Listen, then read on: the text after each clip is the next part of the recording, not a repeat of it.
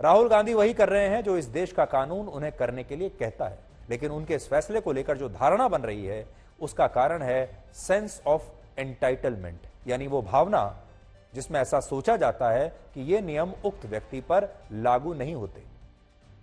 आपने देखा होगा उनके जो पार्टी के तमाम नेता हैं वो तो अदालत के आदेश पर भी ये कह रहे हैं कि ये आदेश जो है राहुल गांधी पर लागू नहीं होना चाहिए। अदालत को सोचना चाहिए था कि राहुल गांधी के मामले में वो अलग तरह की सजा देते। इस बात को आप एक काल्पनिक कहानी से आज समझ सकते हैं, और हम जो है आपको यहां ये स्पष्ट कर दें कि इस कहानी का राहुल गांधी से कोई लेना देना नहीं है। यह कहानी एक ऐसे राजा की है जो एक दिन अपने मन को बहलाने के लिए लोगों के बीच जाने का फैसला करता है और एक रात अपने महल की बजाय किसी दरिद्र की झोपड़ी में बिताता है। लेकिन इसके बाद लोग उस राजा को बहुत महान समझने लगते हैं और सोचते हैं कि उसने कैसे अपना इतना शानदार महल छोड़कर किसी दरिद्र की झोपड़ी में रहने का फैसला किया होगा। वो राजा रात भर दरिद्र की इस बेकार सी छोटी सी झोपड़ी में कैसे रहा होगा, यानी राजा ही महान है। कहने का मतलब ये कि जब लोग किसी व्यक्ति को लेकर यह धारणा बना लेते हैं कि वो कानून से भी ऊपर है और जब उस व्यक्ति को कानून का पालन करना पड़ता है तो लोग इसे उस व्यक्ति की महानता समझने लगते हैं। बल्कि सच्चाई ये होती है कि इस देश में जो 140 करोड़ लोग रहते हैं उन सब पर एक ही कानून, एक ही संविधान लागू होता है और ये हम लोगों के जीवन में हर रोज होता है।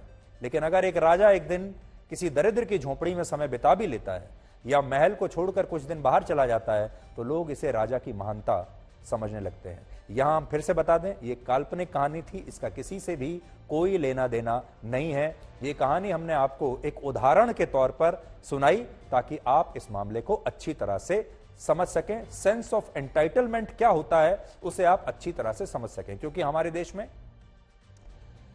हमने ये देखा है आजादी से लेकर अब तक 70 वर्षों तक, 75 वर्षों तक कि कुछ जो राजनीतिक बड़े बड़े खानदान हैं उन्हें हमारे देश में लोगों ने एक राजा की तरह मान लिया है और हमारे देश के लोगों ने स्वीकार कर लिया है कि ये राजा हैं, ये हमेशा महलों में ही रहेंगे और अगर ये राजा आम आदमी की तरह कहीं दिखते भी हैं तो ये उस राजा की बहुत बड़ी महानता है। और देश का कानून, देश का संविधान राजाओं पर लागू नहीं होता बल्कि सिर्फ आम लोगों पर लागू होता है। इस तरह की धारणा हमारे देश में लोगों में बन गई है क्योंकि राजनीति ही 75 वर्षों तक ऐसी ही चलती रही।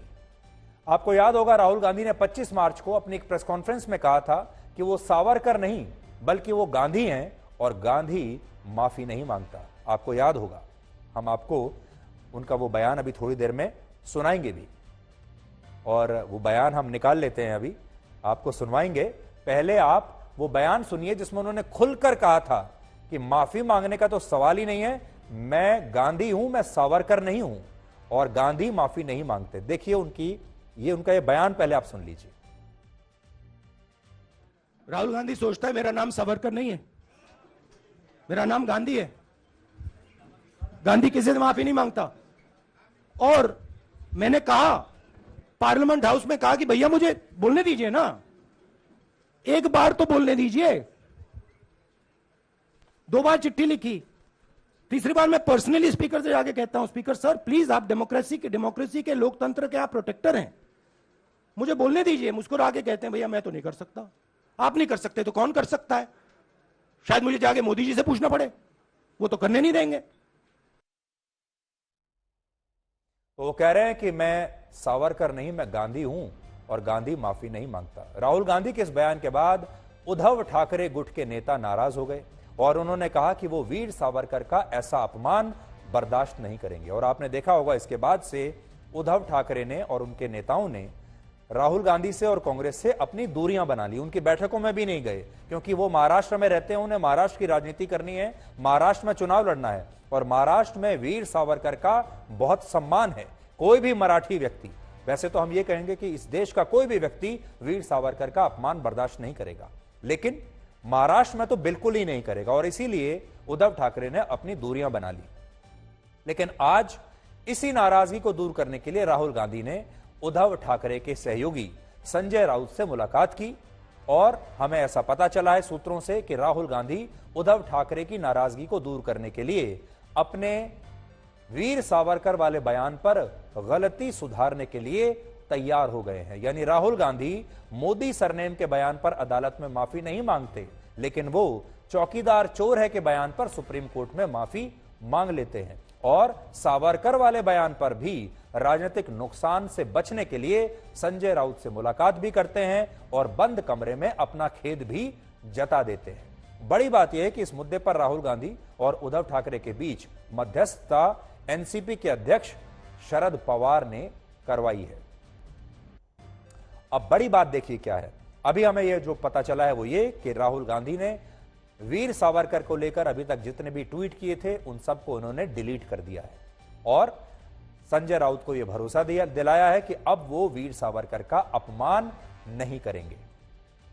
अब आप सोचिए, यह भी एक तरीके से खेद जताना भी एक माफी मांगने जैसा ही है। और अब जब उनको यह पता चला कि इससे उनका राजनीतिक नुकसान हो रहा है तो तुरंत उन्होंने अपनी विचारधारा को बदल लिया। तुरंत वही वीर सावरकर जो उन्हें कायर दिख रहे थे, अब वो उन्हें वीर दिखने लगे। तो देखिए, एक ही रात में कायर सावरकर राहुल गांधी के लिए दोबारा से वीर सावरकर बन गए। इस सब के बीच अब कांग्रेस पार्टी लोकसभा अध्यक्ष ओम बिरला के खिलाफ अविश्वास प्रस्ताव लाने की तैयारी कर रही है, क्योंकि उन्हें लगता है कि ये ओम बिरला की वजह से ही राहुल गांधी की अध्यक्षता समाप्त हुई है। सोमवार को कांग्रेस पार्टी विपक्षी पार्टियों के साथ मिलकर अविश्वास प्रस्ताव ला सकती है और लोकसभा में अविश्वास मत लाने के लिए कम से कम 50 सदस्यों का समर्थन चाहिए और कांग्रेस के पास इस समय लोकसभा में 51 सदस्य हैं। राहुल गांधी भी होते तो 52 सदस्य हो जाते। इसलिए वो लोकसभा अध्यक्ष के खिलाफ अविश्वास प्रस्ताव लाने पर विचार कर रही है। लेकिन सवाल यह है कि इस अविश्वास प्रस्ताव को पास कराने के लिए जरूरी समर्थन जो चाहिए वो कांग्रेस कहां से लाएगी, क्योंकि कांग्रेस के पास जिन 18 विपक्षी पार्टियों का समर्थन है उन सबको मिलाकर भी अविश्वास प्रस्ताव को पास कराने के लिए जरूरी संख्या विपक्षी दलों के पास नहीं है। आज एक बड़ा सवाल यह भी है कि सूरत की अदालत द्वारा सजा दिए जाने के 6 दिन बाद भी राहुल गांधी ने किसी भी ऊपरी अदालत में इस फैसले के खिलाफ अब तक कोई अपील क्यों नहीं की है। राहुल गांधी के पास 30 दिन का समय है, जिसमें से वो 6 दिन गंवा चुके हैं और अगर उन्होंने इन बचे हुए 24 दिनों में अपनी सजा पर ऊपरी अदालत से स्टे नहीं लिया तो फिर उन्हें जेल जाना पड़ सकता है। अब ऐसा नहीं करने के पीछे 2 कारण हो सकते हैं। पहला, कांग्रेस पार्टी इस बार कोई चूक नहीं करना चाहती, कोई गलती नहीं करना चाहती, सब कुछ बहुत सोच समझकर करना चाहती है, इसलिए वो अभी भी अच्छी तरह से तैयारी कर रही है, कानूनी तैयारी, और पूरी कानूनी तैयारी के लिए ऊपरी अदालत में स्टे लेने के लिए पूरी तैयारी के बाद ही वो अपील करेगी। दूसरी बात जो हो सकती है वो ये भी हो सकता है कि अब जब राहुल गांधी गिरफ्तार होने के इतने करीब पहुंच गए हैं, जेल जाने के इतने करीब पहुंच गए हैं, तो फिर एक बार जेल जाना चाहिए उन्हें। हो सकता है ऐसा भी लगा हो, क्योंकि हमारे देश में जेल जाने को एक बहुत बड़ी राजनीतिक घटना माना जाता है और राहुल गांधी जैसा नेता अगर जेल चला गया तो आप सोचिए उनके लिए जो जन समर्थन है, उन्हें ऐसा लगता है कि वो बढ़ जाएगा, उनके प्रति जो सहानुभूति है वो बढ़ जाएगी और पूरा अंतर्राष्ट्रीय मीडिया, पश्चिमी मीडिया एक ही खबर चलाएगा, वो ये कि मोदी ने अपने विरोधियों को जेल में डाल दिया, राहुल गांधी को जेल में डाल दिया। किसने डाल दिया? मोदी ने जेल में डाल दिया। जो एक लाइन की हेडलाइन बनेगी, जो नैरेटिव बनेगा वो ये कि मोदी ने राहुल गांधी को जेल में डाल दिया और मोदी राहुल गांधी से डर गए। अब इस एक हेडलाइन के लिए अगर राहुल गांधी को कुछ समय जेल में बिताना भी पड़े तो तस्वीरें बहुत अच्छी बनेंगी और आने वाले वर्षों में वही तस्वीर छपेगी। अगले साल चुनाव में जो पोस्टर्स छपेंगे उसमें भी वही तस्वीर होगी। दुनिया भर के सारे अखबारों के फ्रंट पेज पर यही तस्वीर होगी। इसमें भी तस्वीर कुछ इस तरीके की वो खिंचवाने की कोशिश करेंगे जिससे पूरी दुनिया की सहानुभूति उनके पास चली जाए और फिर इसी तस्वीर के आधार पर अगले चुनाव में उतरने की कोशिश की जाएगी। लेकिन अब कह नहीं सकते, यह भी हो सकता है कि उनकी जो पार्टी है पूरी तैयारी के साथ उनके लिए कानून की तैयारी करने के बाद अदालत में जाना चाहती हो, ताकि इस बार अगर कोई गलती हो गई तो फिर वो उसे सहन नहीं कर पाएंगे। तो दोनों ही बातें हो सकती हैं। आने वाले दिनों में यह स्पष्ट हो जाएगा कि राहुल गांधी ने क्या सोचा है। वो अपनी सजा पर स्टे लगवाएंगे या फिर जेल जाकर इस देश के 140 करोड़ लोगों का समर्थन और दिल जीतने की कोशिश करेंगे।